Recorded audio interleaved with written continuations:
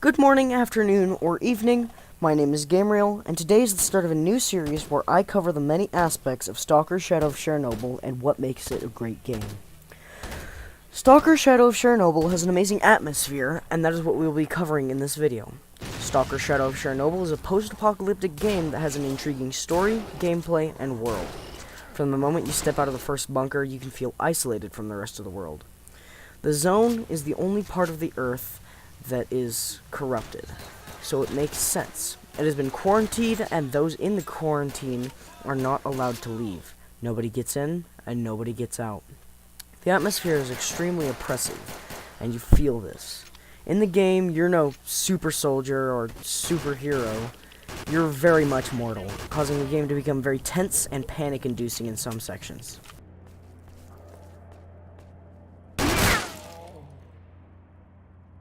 The audio is done very well.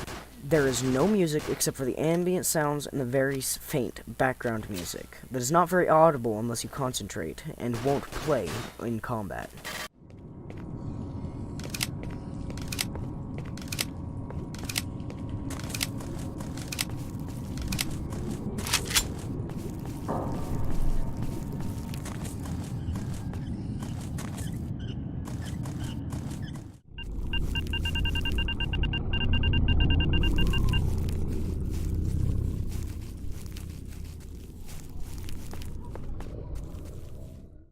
When the weather system kicks in during combat is when the game can really shine. This game also emits this atmosphere of freedom, but while you take your freedom in strides, the game constantly tries to push you down. It's often an uphill battle that you can win, as long as you don't quit at it. In the beginning is when the oppression is the largest, I would say, as the weapons have very low accuracy and damage. The game can be very difficult to stick with, but the playing field levels out. The reason the game is usually so difficult is because all of the weapons share the same damage values, meaning that the player can kill an NPC in the same amount of hits the NPC can to them, which can cause some new players to drop the game because of the sharp difficulty and learning curve.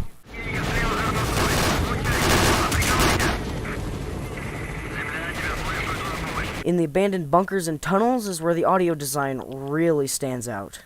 The hum of a generator, and nothing but your footsteps thumping on the ground, it can often put you on edge.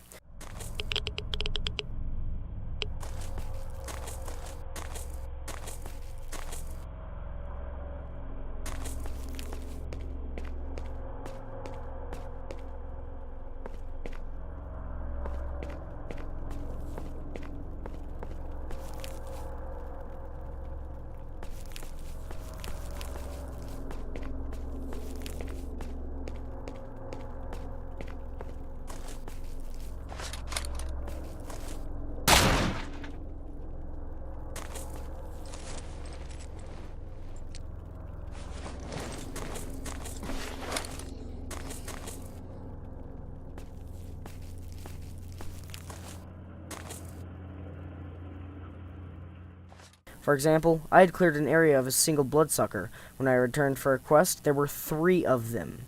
This adds to the living world aspect of it. Because I had killed many soldiers in the tunnels, bloodsuckers had moved in due to the amount of fresh corpses.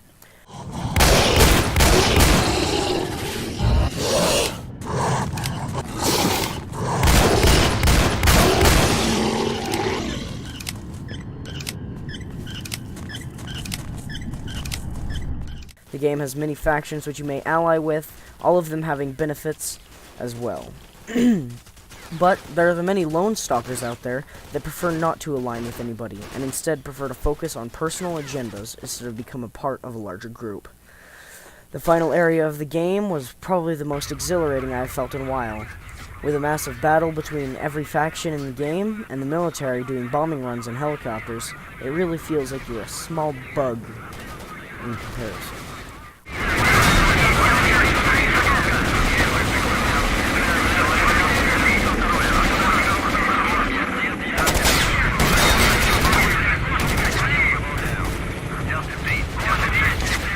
Whenever you are in enclosed spaces, the combat can get a lot more intense, and it can often end quicker than it began.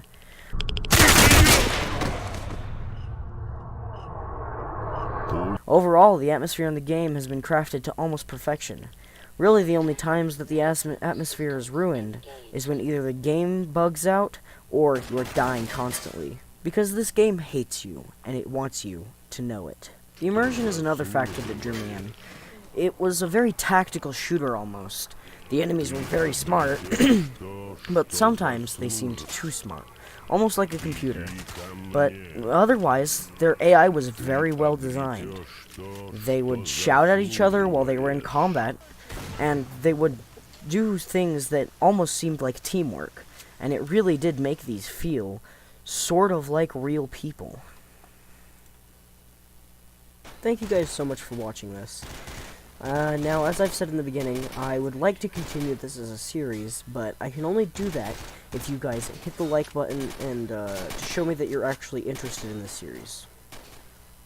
Now, in the next episode, we will be covering the lore and story of Stalker Shadow of Chernobyl, and afterwards we will probably be moving more towards how combat works. Thank you very much, and goodbye.